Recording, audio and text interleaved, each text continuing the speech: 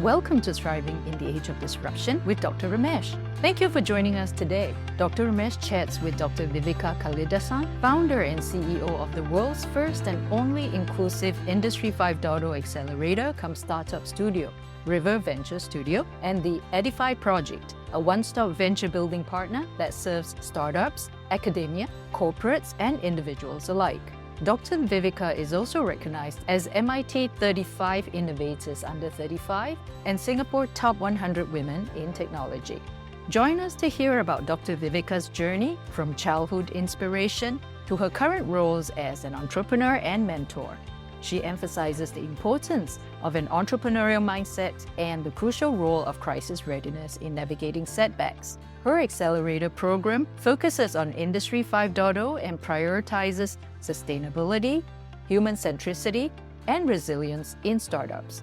And especially for our young women listeners, Dr. Viveka also provides insights and inspiration for growth. We've started the podcast. Yep. So this is one of those COVID babies, right? It was created during that time. And I'm happy you're sustaining it. And that's amazing. Yeah. That's right. It's gained traction. So let me first welcome you to the Thriving in the Age of Disruption podcast series, Viveka. And I'm really excited to have this conversation with you today. My pleasure. Yeah. Thanks for having me on the show. Yes. Wonderful. What I wanted to start off with was to have you introduce yourself to the listeners and share a little bit about yourself personally, what you do at work, and your passions as well. I would say I'm a small town girl with very big dreams. Wherever I am today, I owe it to my parents and my family.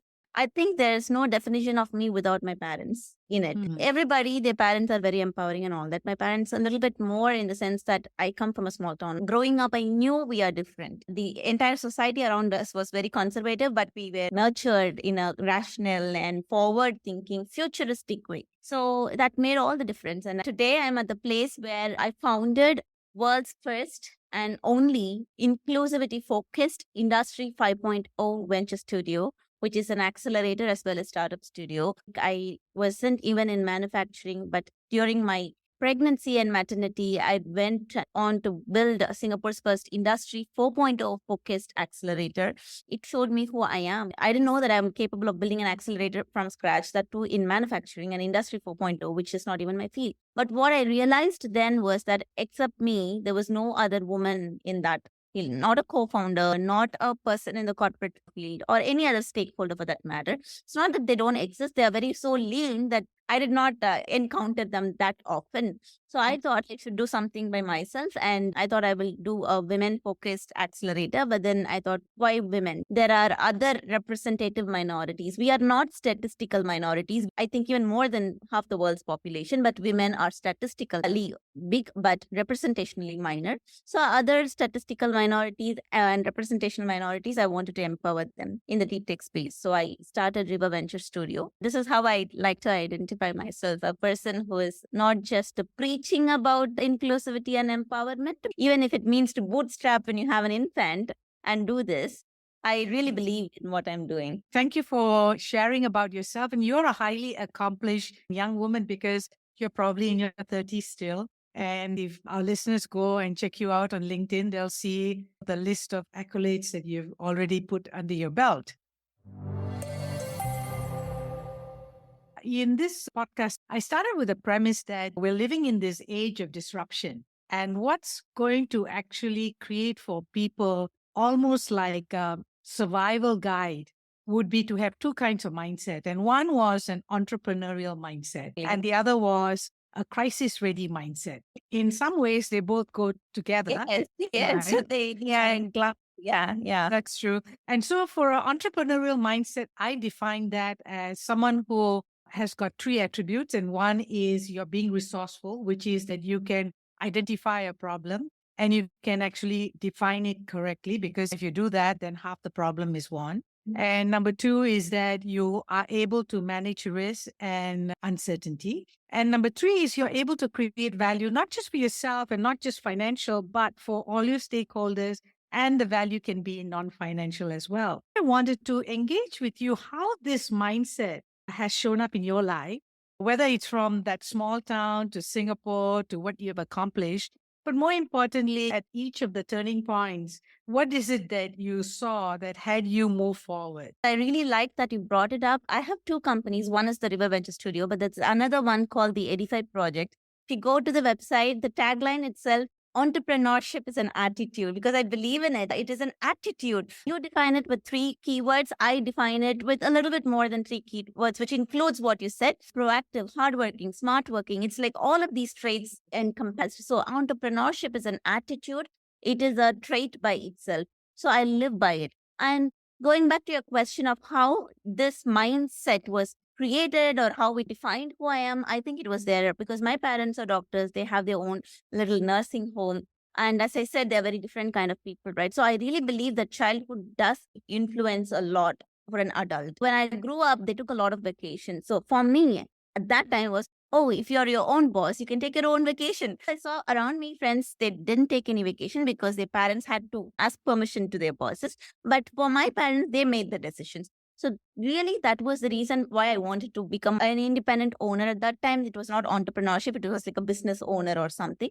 But I was very good academically. It went on till the PhD, but I always thought I should do something by myself. Even during my postdoc, whatever I invented, I was trying to commercialize it. That brought me all the recognition. It's a class 3 medical device. So entrepreneurship has always been everything I do. Even during my PhD, I was the only PhD student who was inside NUS Entrepreneurship Society with the other undergrads around me. So I was always finding an opportunity, more and more nurturing it. So that when I started by myself, it was not tech startups, it was an accelerator by itself, which is grooming many startups. It was bigger. So what I hear is that it's something that you've been nurturing from young. And it was really great that you had an empowering context around it, because entrepreneurship equals lots of holidays. So if I connect that. Now it's not that alone. Yeah, I know it's not that alone. But what it means is that it's almost like a freedom to create the life you want. And probably that was really what drew you to that. As you said, you're someone probably who's willing to take risks, because you could have stayed on the academic path and be a great researcher and just invent things, but you wanted to commercialize. So you're willing to deal with uncertainty, you're willing to take risks. At the end of the day, there is also this notion about creating value. Which part of that value excites you in your entrepreneurship? I probably think it is serving the underserved or some aspect of an unfulfilled need you see in society or in community, right? Whether it's now having your current accelerator be focused on women entrepreneurs. Even with your medical devices, there was some aspect of a need that was unmet. That's very true, Ramesh, because for me, it's very simple. I could have been a good researcher. I have a first author publication in Nature Biomedical Engineering, which also made it to the cover of Nature Biomedical Engineering. It could have made a good researcher, but I know that I'm not good as a researcher. I'm very good elsewhere. Because what is the use of a very high impact factor journal? It just caters to a few elite academic people. But if someone is not able to use what I have invented in my lifetime, and that use should be very impactful, because my medical device was a platform technology. People told me it takes ages to commercialize. You can use the same technology to monitor anything else. It's just a wireless RFID technology. Those are also impactful use cases. But it was only about money. It could have been that. But I told, no, I want to save life, create more value, as you rightly said. But okay, I did not end up commercializing. That's a different story. But the thought process is the same. Like, I could have just started world's first Industry 5.0 accelerator, and it is huge by itself. But then I thought Industry 5.0 is sustainability, resilience, and human centricity. And I believe these are also the traits of women: sustainability, resilience, and human centricity. So I thought, we have to do it. I have to do it. So there was always an impact factor around it. Yeah. How many people are you actually mentoring in your accelerator right now? So I only launched it officially on Jan 7th this year. It's very new. But our first cohort, we are rolling it out in April. I mean, for the listeners here, if you are doing a tech in the Industry 5.0 space, we're welcome to be a part of our accelerator. It's a common question that I'm asked, like, how different are we? There are 10,000 other accelerators, right? The difference that River produces is that we do a compulsory proof of concept within an MNC. That proof of concept might translate into a purchase order for the startups. So that's how big it is. That's what I did in my past life with my Industry 4.0 accelerator. I'm not reinventing anything. but the focus is more on sustainability and all of that, and global expansion. If it is a Singaporean startup which wants to go into Vietnam, or a European startup which wants to come to Southeast Asia, or the vice versa, we help them with that too. So yeah, the answer is wait for the first cohort. Very highly talented founders and extremely high quality startups are in the pipeline, ready to roll out. Wonderful. I want to move on to the second mindset, and that is a crisis ready mindset. In life, you meet with setbacks and sometimes even a failure. Some of us can fight and overcome it. Some of us flee, or some of us freeze. How do you react to a crisis? And what do you think have been the practices that you have learned over time that has supported you to deal effectively with crisis, whether it's in your personal life or at work? I love the question because I have met with a lot of crisis. I think it was something to me that I can only have a stable life for probably half a year. It could be anything. It could be a traumatic pregnancy that I had, or it could be when I was doing my PhD, my modules and grades were so bad that I might have been kicked out of NUS. Today, I am one of NUS outstanding young alumni, but there was a point when I was about to be kicked out. When I was doing the medical device and trying to commercialize it, I had very bad days at that time. My thing is, I don't give up. I'm not the person who freezes for sure. I'm not the person also who runs away from a crisis. I'm a person who stays, and from very young, I always thought if I don't, no one else can. Just mindset that I am the only person who's capable of. It does really get overwhelming sometimes. But then I also believe that I am always trying to do something big. If you want to do something big, your problems will be big. And I think we have to embrace it. I could have chosen a simpler lifestyle, but I did not. So I embraced my problems. Great. So what I've heard from you is that you're a fighter and you're not going to run away. But most importantly, you have a positive affirmation where you say, if I don't, no one else can. And really, that keeps you there to make sure that you see to that being successfully launched, about the overwhelm that you can have, because sometimes it falls on you to actually bring home that project, right? What have you observed over the years about yourself in being able to bring others on board to support you? I am always into a crisis because I want to do something big. But as much as I am in a crisis, I'm also surrounded by wonderful humans. I'm also that person who doesn't feel shy about reaching out to people. It could be having coffee with a friend. It could be talking to my husband. It could be talking to my parents, my sister, my greatest friend. I don't mind reaching out to people. I'm not afraid at all that people will judge me. Like, oh, you put up such a big face, but you have so many things happening behind you. But that's the reality. What people project, you can be a superstar, but you're a human being, right? I am not ashamed at all to share my story.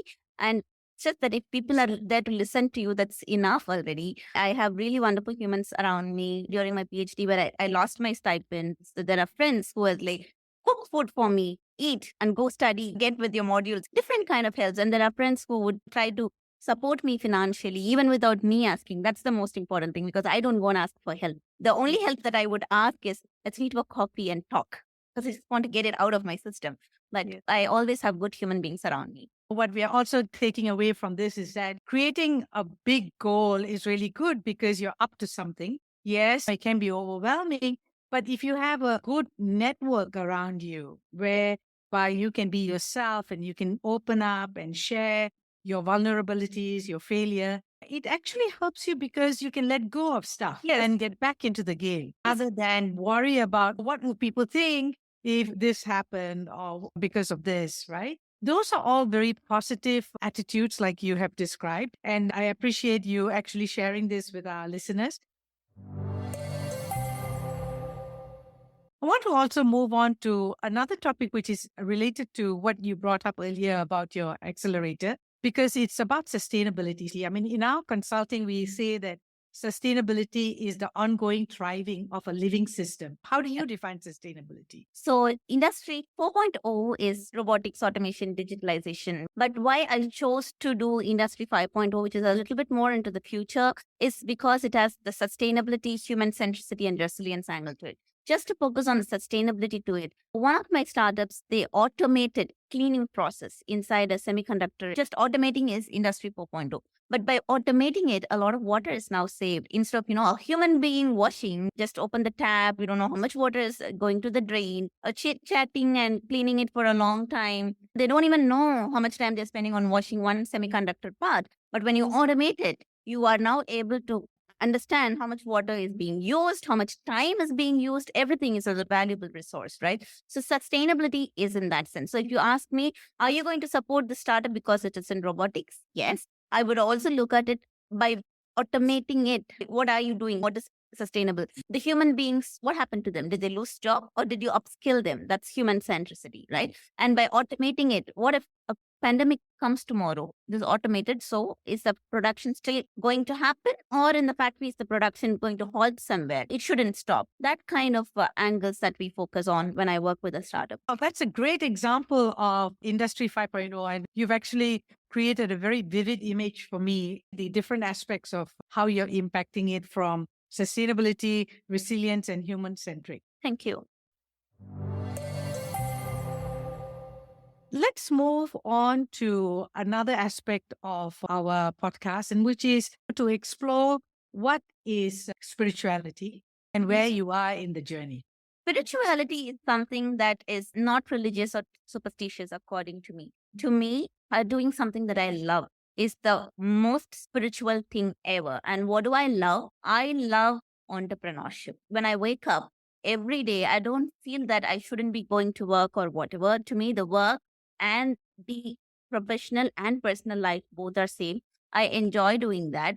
And I'm always out there meeting people, having a cup of coffee. It's like empowering you from within by doing things that you like and doing things that will keep you sane. I really believe that is spirituality. It could be God for a person. It could be reading book for a person. It could be anything. Traveling around the world, doing a bike trip for a person.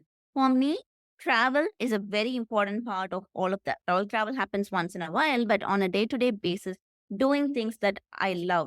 Despite the fact that I'm crazily busy, I only sleep 3 to 4 hours a day. I'm like super busy, but I love what I'm doing, and that is spirituality for me. Spirituality for you, it's all about the connections that you make with people and the world around you. And it's also about the opportunity to create. We, unlike any other being in this world, we have the ability to create. Yes. And so if we can create, then it's a spiritual journey. For me, it's actually all about connecting with people, talking, having that cup of coffee and doing what I love, which is creating. Yeah, you put it rightly. And do you think it's possible for us to live a simple life?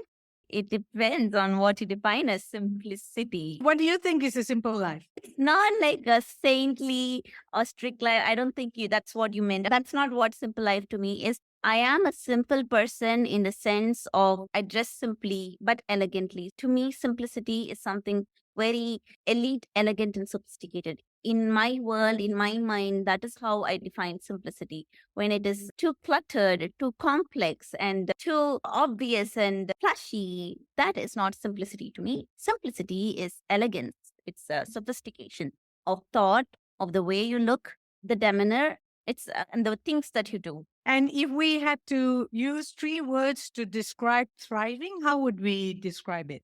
I love the word thriving. Yes. Life, happiness, purposefulness. To me, these are thriving. You should have a purpose with life if you want to thrive. There's difference between existing and living. I believe in living and thriving, which means purposeful. If I asked you whether you had a message for young people, young women leaders, young women researchers, what's your message for them? I think a dream is a luxury that many girls wouldn't get really. They don't even know that they could dream. So I would say dream. I was always a girl with dreams. Very young, I always thought I will be the president because I come from India, right? I'm in Singapore now, but I come from India. 3rd grade, 4th grade, I would be thinking I would become the president of India one day and then there will be followers. So I was always in a world where I'm the leader.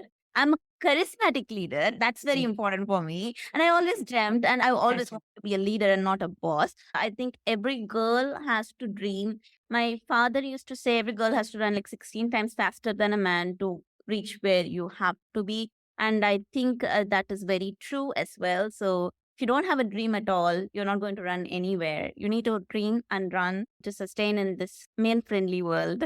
You're lucky because you're living in a time where the differences between the gender is less. Right. So the opportunities are available. But at the end of the day, when you look outside the workplace and you go back home, that's when the whole cultural context also comes back. It's having to navigate this transition, which is a big challenge. Yeah, that is very true because, like I said, my parents were so futuristic. So if it was just my home, like my parents, and what I am today, that's a different thing. I wouldn't say, oh, the world is so beautiful and utopic. But in between, there's this marriage phase where there's an outside society that's coming in. That's real life to me. And if it could happen to a well-educated, empowered woman who is trying to empower other women, I am lucky to be in this. And I also believe my daughter, who is 1.5 years old, is luckier. We are all fighting. You have a daughter too. So we are all fighting for a world which is more inclusive, more respectful of our daughters. And that is why I am doing this. If I am one person in a billion, if I don't do this,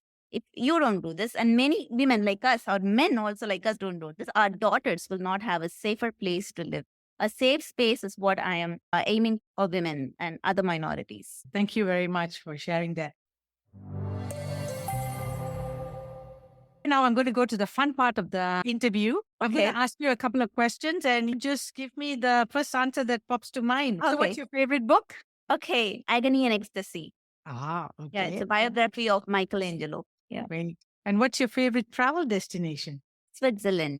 That's the only country I've been twice. Yeah. Great. And if you could have dinner with anyone, who would it be? I think Obama. Ah, right. Michelle Obama and Obama. Yes. Yeah. Very Sounds cliche great. it may sound, but I have really strong reasons. But yeah. Great. And what's the most unusual food that you have tried? Venison, because I didn't know that it was venison. It tasted very well. I thought probably mutton or something. I don't mind eating. And then I was told it's venison. It's not strange, but yeah. I wouldn't consciously eat venison. And if you could have any superpower, what would it be? Travel the whole world. Like travel every day, just travel. Travel is in my blood, vein, everything. I live for traveling. Yeah. Yeah. My daughter is 1.5 years and she's traveled 7 countries with me already. I took her passport size photo when she was 5 days old because I was so deprived of travel through pregnancy. I wanted to travel. What's the best advice that you've ever received? I get a lot of advice. I don't know. Yesterday, my father was telling, don't look back, keep going. Every day I have these moments of, what am I doing? I didn't even tell this to him. Suddenly over the phone, go forward. Don't look back. And I told, thanks, Appa. Honestly, the road looks very difficult, but yeah, just go forward. That's right. That's right. We've come to the end of our interview. So thank you for being candid and lively in this discussion to share your thoughts. Oh my God, Ramesh, I'm so saddened that it has come to an end. You're a wonderful host. You could really psychologically analyze a person. And I met with you, that's something that really struck me, the kind of person you are. You really can understand the person opposite to you. Thanks for your questions and thanks for listening patiently to my answers. It's really lovely talking to you. I was really connected to the different things that you shared because I could see parallels in my own life and an opportunity to relive it in that moment as you brought it up. Yeah. I was glad that we had this conversation. Sure. It's a pleasure. Thank you for having me on your show. You're welcome. It's an honor, actually. Yeah. Thank you. Thank you, Dr. Ramesh and Dr. Viveka, for adding your voices to call out the urgency of forward-thinking entrepreneurship in shaping a sustainable, people-centered future. Whether you're an aspiring entrepreneur investor, looking for inspiration to overcome the challenges in your life, or simply curious about the stories that shape the change makers of our world, this podcast series is your gateway to a world of insight and inspiration. Be sure to subscribe to the Thriving in the Age of Disruption podcast or follow Dr. Ramesh on LinkedIn and other social media so you too become a part of Dr. Ramesh's Thriving Network.